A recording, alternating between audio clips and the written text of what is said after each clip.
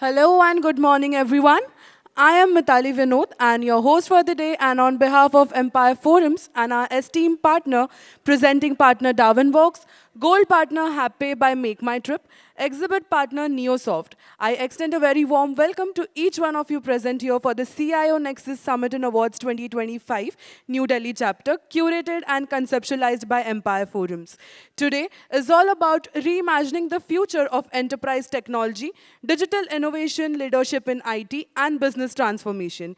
We are bringing together visionary CIOs, technology leaders, and change makers who are shaping the digital landscapes of tomorrow. So get ready for powerful keynotes, insightful panel discussions, and of course, celebration that honor excellence in technology leadership and innovation.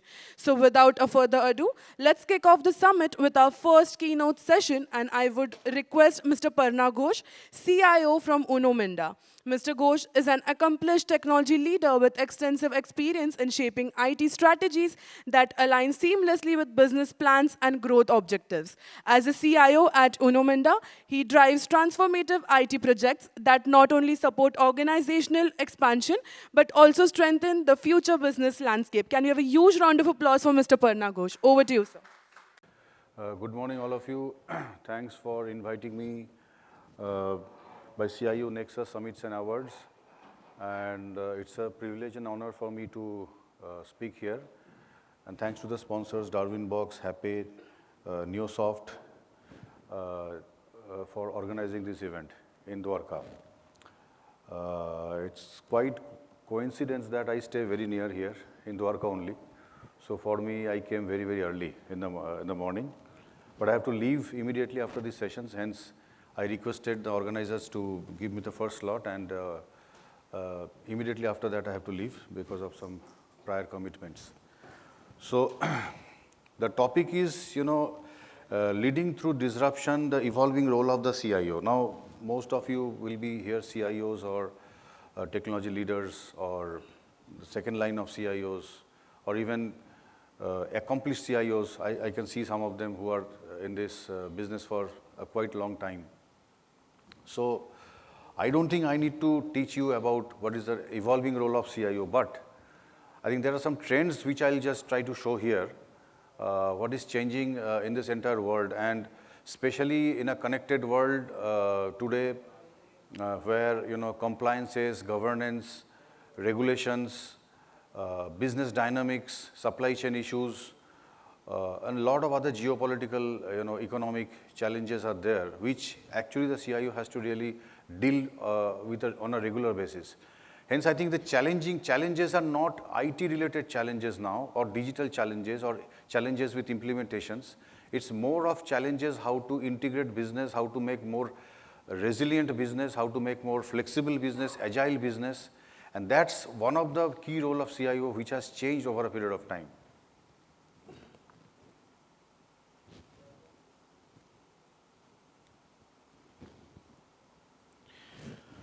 Okay, so if you look at this slide, 85% digital leaders are basically outperforming their peers. Means people who are leading the digital transformation are actually doing better than their peers who are leading the digital transformation. So nowadays you will hear the CDO role, CDTO, CDIO, and all these new terminologies have evolved in last few years.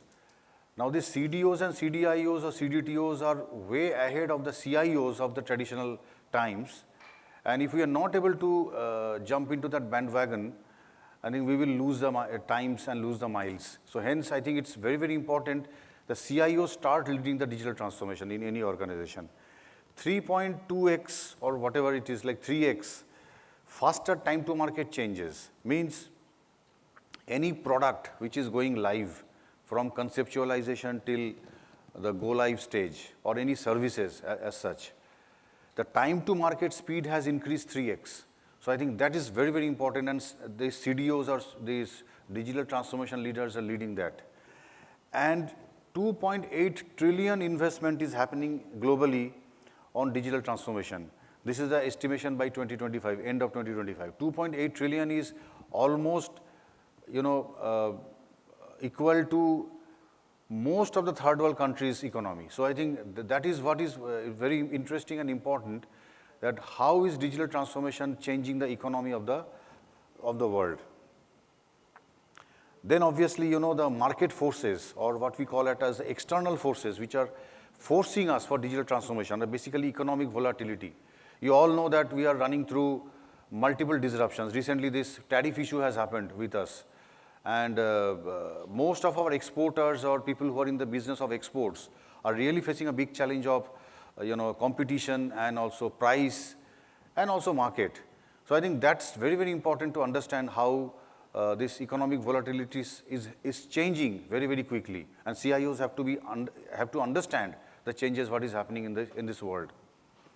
Regulatory changes, we all know GDPR, 4 or 5 years back, it was implemented in the European context, but now DPDPA has come from 2023, although the rule sets have been delayed now, but the point here is DPDPA with the new privacy laws, the IT Act has been strengthened, a lot of other regulations are coming in terms of Companies Act and other regulations, which are actually making the situation more complex. Supply chain disruptions, we all know the big problem happened in semiconductors few years back. And there was a China, related issues with respect to supply chain, and China stopped almost all the, deliveries across the globe. And recently happened in automotive industry, we are facing this problem specifically, which is the rare earth magnet. Now, normal magnets we can understand, but rare earth magnets are very important for sensors and some of the critical components in the vehicles, automotive or two-wheelers, to act. Now, this rare earth magnet, the major supplier is China. Hence, that is also, creating a huge problem for all the organizations in India and also in other countries. Australia is becoming a second source nowadays, but still, I think the major source being China, disruption is still continuing. Recent development with India and China after the Prime Minister visited China, I think things will slightly be better, but still, nobody knows. I mean, I can share with you one incident.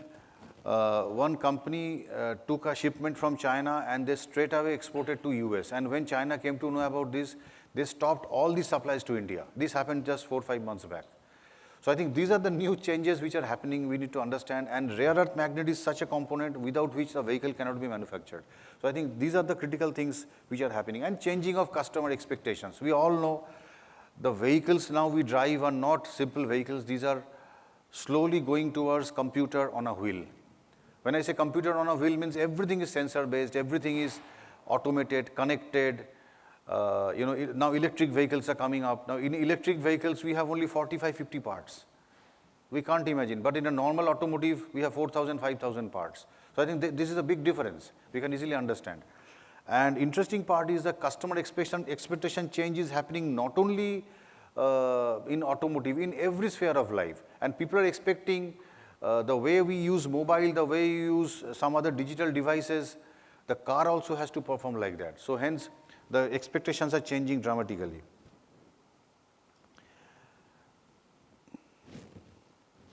So the CIO has evolved over a period of time. If you look at COVID, that time basically we were still managing the technology and we are trying to leapfrog on the digital transformation. But COVID has changed a lot. After COVID, the digital transformation has leapfrogged like anything. I think most of the developments and the changes are happening post-COVID.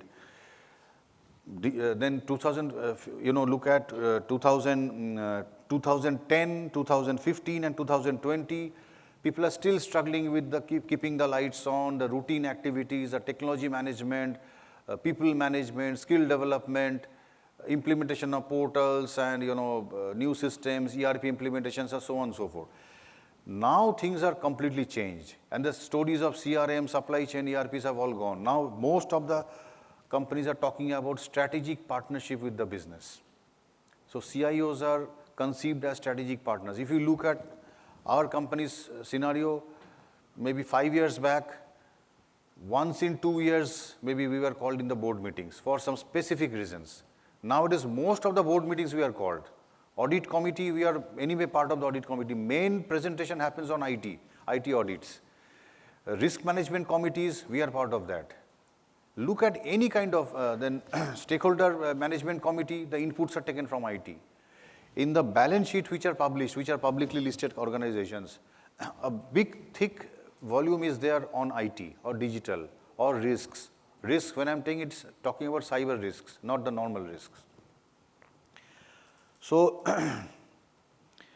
the mindset also changed. One is the alignment with the vision of the organization. It's very, very important. Now, we also have, every company has a vision, mission statement. So we need to all align with that and look at how to accomplish the vision, accomplish the goal of the organization. Future readiness, cross-functional leadership. When I say cross-functional leadership, an IT person, I know one of my ex-colleagues is here, Bhaskar San from Honda Motorcycles. He's from manufacturing. Now the advantage of persons coming from manufacturing, sales, aftermarkets, or a service or any other functions to IT is they are rich in function. They know the function very well. They know the exceptions. They know the rules. So developing, digitizing, transforming the function is extremely easier for them. So I think this change is also happening in many, many companies. And if you are directly from an IT background, you need to adopt yourself. So people will not come and help you that, okay, learn this subject, learn manufacturing, learn assembly, learn body shop and something. No.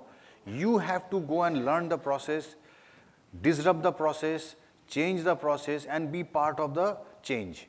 So I think these things are very, very important for all of us to understand. Value creation, I think I don't have to explain what is value creation. So, you know, in my KRA around 10 years back, most of the KPIs, or, you know, we call it KRA or KPI in various organizations, it was mostly uptime, cyber risk management, implementation timeline, adherence, budget management, and so on and so forth. All my KPIs have gone away. Now my new KPIs are, example, adoption is one of the KPIs, digital adoption.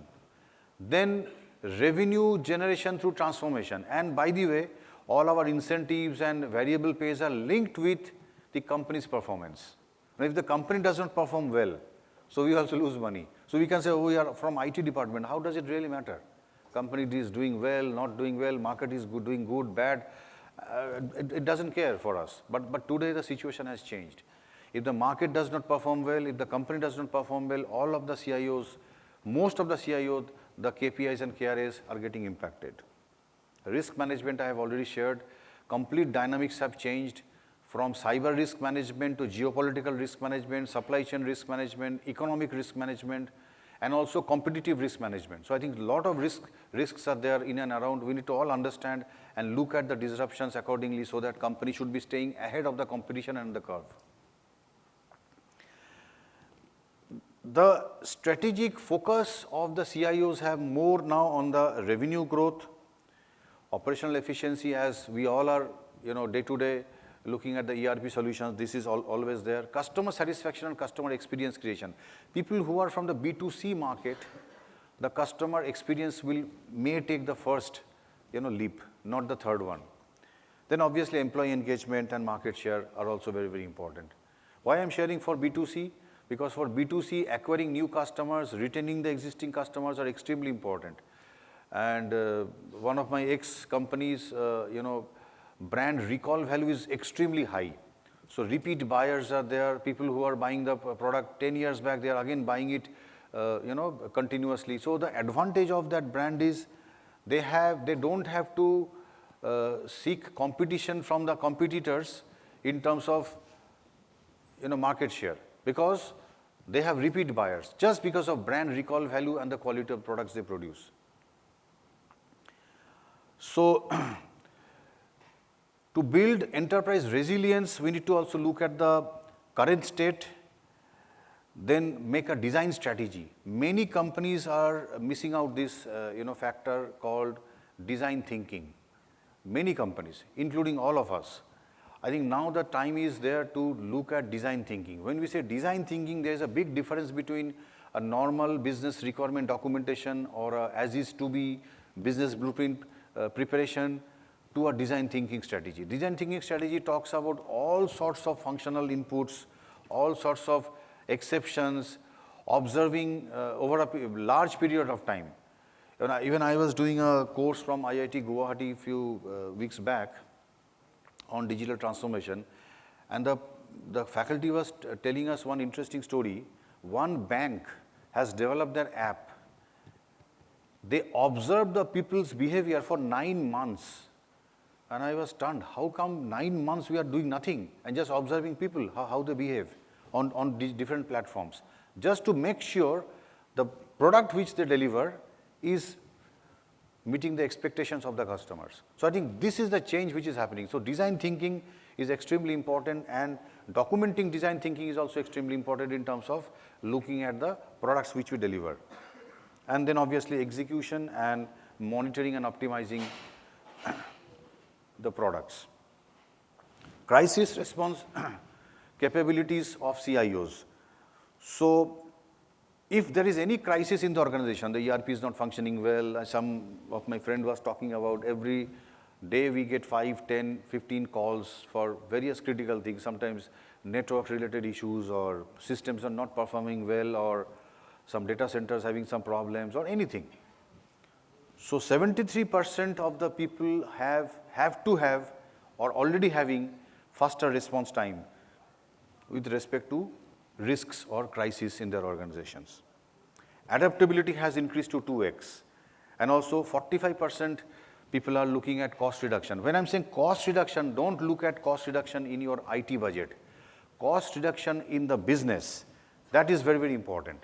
If you look at this slide, it's written here clearly through automated processes. That means if a process has a cost attached to that, how to look at reduction in that process is important here. Then the emerging technology investments which are happening is obviously, we all know AI and machine learning, which is running ahead of the curve. Cloud is always there and obviously will be there since everything is now happening in the platforms. Cyber security, extremely important. We all know how critically cyber security, if you look at the news recently, Jaguar Land Rover, last 7 days, they are not able to produce the UK-based plant. Their SAP and their Salesforce application has been affected by a very bad ransomware, and due to which they are not able to recover. And next 7 days again they are not able to. I'm talking 2 days time. Today, just today. Next 7 days also they are not going to produce anything just because of this attack. So the cyber security is becoming very, very critical, and we should not believe that Tata Motors, Jaguar Land Rover, these kind of organizations, they do not have proper cyber security. They have much, much better cyber security controls. If they are affected, if their business is stopped, I think all of us have to be really, really very, very serious about this. I think the slide is not coming very well, but if you look at the innovation framework, first is the proof of concepts, which is the experimentation, what we all do. I think POCs we all do. POC, the main mantra of POC is do small, fail early, learn quickly, and then deploy fast. This is a simple mantra of POC. Now, obviously, once the POC is successful, you can do some pilots. Pilots should be slightly bigger than a POC, and we can do some experiments, 1 or 2 locations. Like we have 78 plants. And 78 plants, any solution takes years or even 2-3 years for deploying anything, because to make it successful, and then adoption and utilization, getting the business benefits. So it is very, very difficult for us to scale up. So hence, after the pilot is successful, we need to look at scaling up. Now for scaling up, do we use the internal team, the external team, how to have a deployment strategy? Many companies do not have a proper deployment strategy as well. So I think the deployment strategy is also extremely important to look at faster deployments in multiple locations and multiple geographies as well. And then also have to have the foundation and the infrastructure layer, which will help in scaling up, scaling out, and also scaling down if sometimes it's required. Since this is all about CIO's journey transformation, so AI adoption maturity is very, very important. So if you look at the companies overall, I think most of the companies are now in the AI journey. Everyone. I think there is no company here who is sitting here who is not into some of these, journey roadmaps. It can be exploration stage, it can be the piloting stage, the expansion stage, and also an advanced stage. We have developed a Gen AI application for our document search, quick document search, because we have thousands of pages of documentation on policies, processes, SOPs, work instructions, templates, forms. So how to quickly search information from those huge document repository we have developed with Gen AI. It's a very big success. Now we have deployed across all organizations, but it took a lot of time during the pilot and the exploration phase. Then what is the investments happening and what is the returns on investments which are expected? If you look at large AI implementations, the $4.2 million, this is the global numbers, not an Indian number obviously. So that is an average expectation of returns on investment from AI. So please look at your revenue structure. If your revenue is 1,000 crore, 5,000 crore, 10,000 crore or 20,000 or even more, or companies, there are some companies who will be having 50, 60,000 crores. So look at the expectation from your management. Each AI project should at least give $4.2 million. $4 million means around 32 and then maybe 35 crores of benefit, return on investment. It's not easy to think, but I think it's possible. Then 18% productivity gains and 67% speed in decision making because of process transformation and automation. Innovation success factors, cultural change, talent strategy, and technology stack. So I think these are the majorly three areas where the transformation through innovation will happen. And the successes depends on risk tolerance. Risk tolerance means I think the company should be able to absorb the risk and take some bigger challenges to go ahead. Experimentation mindset, very, very important, and learning from failures. As I shared with you that do small and learn fast, fail early, and then deploy fast. So I think this strategy is important. Then talent development is extremely important nowadays. You will see tons and tons of CVs are floated in the market talking about AI expertise, data scientists, data engineers, and evangelists, and so on and so forth. But I think real talent is missing in the market. There are good startups. We are working with few of the startups proposed by Maruti Suzuki and some other of our customers.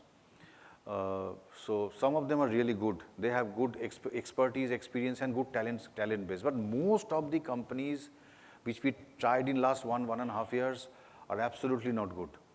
Skill sets are not at all there. They're all freshers. They don't know anything. They just know some Python coding, and they can't do anything for you.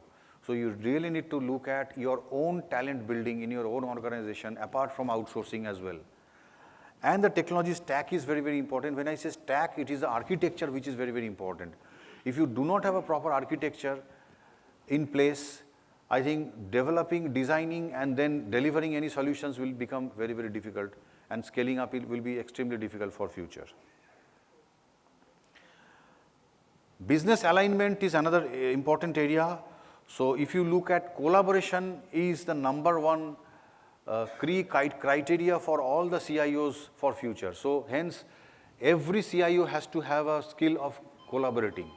When I say collaborating, if you look at one function like HR, they are one of the best collaborators in the organization. You know why? Because HR has to serve everyone, irrespective of any department. But many times I see IT organizations become very arrogant. You know why? Because, oh, I know technology, I handle the data center, I manage the applications, I am the blah, blah, ABCD. But actually, the world has changed. These things can now go into outsourcing, service operations, and other things. But if you are, as a CIO, as your team, you cannot collaborate with users, end users, functions, and other departments, I think it will be very, very difficult for you to grow. And then, how do you measure your work? As I told you, my KPIs and KRAs have all changed in last few years. How do you design your metrics, your KPIs? So you should define your metrics, and also it's not written here, but I think one very important is you should benchmark. You should look at what your customers' KPIs are, what your suppliers' KPIs are, what are your competitors' KPIs, what are the other industry players' KPIs. You must look at the KPIs or the KRAs of yours. Accordingly, you must define the metrics. Measure the impact. Measurement is very important. Which cannot be measured, cannot be justified. So things have to be measured. Here, I think one of my friend is there from logistics. They measure every distance traveled by a truck or a fleet operation so that they can measure their effectiveness and operation. I think he will share during his session for sure. So I think measurement is very, very important. If I am standing here right now and speaking in front of you, there has to be a survey immediately. How was the guy? Was he speaking really good, bad? Vocabulary, communication, words of choice, the content. This is important. We have started a recent procedure, I don't know how many of you follow. Any application which is launched, anything in the group, immediately we send a survey in next 7 days, 10 days, 15 days, or maybe 1 month, just to see what is the user's experience. Getting continuous experience and feed inside your system is very, very important for scaling up and growing in the organization. Optimizing the strategy. You cannot have a fixed strategy for 5 years. Not possible nowadays. Why? Because the geopolitical situation is changing. The dynamics are changing. Even your business is changing on a day-to-day basis. You don't know who is your competition. Was SBI or HDFC Bank or ICICI Bank knowing that Paytm will be their competition 10 years back? No. How many of the courier companies thought that Uber and these, Swiggies and all these companies, Zomatos, they will become the competition of courier companies? How many people thought? How many courier companies thought? Maybe somebody is from Blue Dart or DHL or someone here. No one. So from where the competition will come, you don't know. Hence, your strategy cannot be static. It has to be dynamic. It has to be optimized on a regular basis. So we have a process of optimizing or revising the strategy every quarter. You can do it half yearly, you can do it yearly, but you need to look at your strategy, whether I am in the right direction or we need to do some changes. Sometimes we are highly bogged down with the heavy infrastructure or the deployments or the investments, but we need to be lighter. That's why cloud is helping you or will be helping you in terms of changing your strategy very fast. And obviously reporting the results. Every month a report card, a balance scorecard or a MIS has to go to your management. That means they should transparently know what is going wrong, what is going right in your business, in your IT, in your transformation, in your disruption, in your digital initiatives. This is very, very important. I have some time, 1 or 2 minutes? Yeah, 5, great. So, so the business outcomes, people are looking at revenue impact, 85%, cost optimization, 62%, customer experience, 78%, and time to market, 53%. Why I'm showing these figures? These are all global figures. That means through the digital transformation you are doing in your organization, this kind of impact has to happen. I may sound slightly, hard or harsh, I don't know exactly what is the right word, but this is the reality.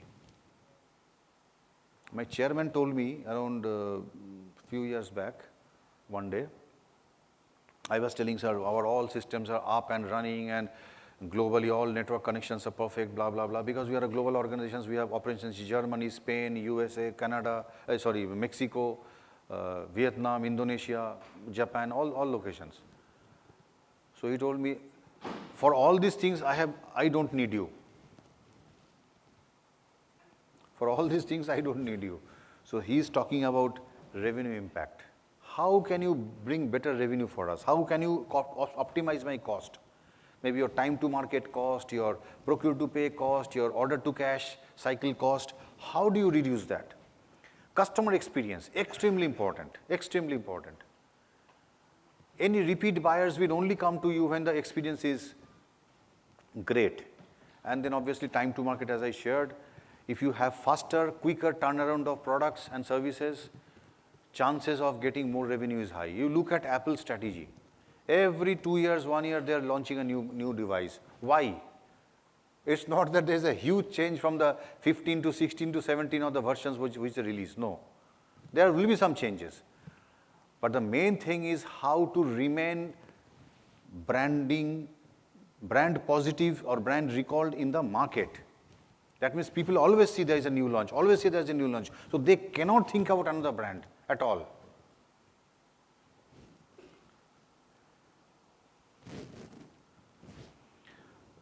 So in the strategic partnership model, if you look at the three main areas, one is governance and risk, and the technology strategy and the business strategy. These three should be your major strategic imperatives as a CIO in the next few years. Governance risk is extremely important. Governance is not IT governance, organizational governance. How to make it agile. How many companies are having board meeting automation, minutes of the meeting automation, very simple. Or even certain things like example, nowadays we have this Microsoft Office and other things where a lot of co-pilots and other things are there. How to make the summary of any document very, very quick. AI is there now to help us. So I think look at how to improve the governance and risk management of the organization and how to have a better technology strategy and the business strategy. Obviously, since IT is a business partner, they have to be part of the business strategy as well. Modern CIO skill sets. What are the important things?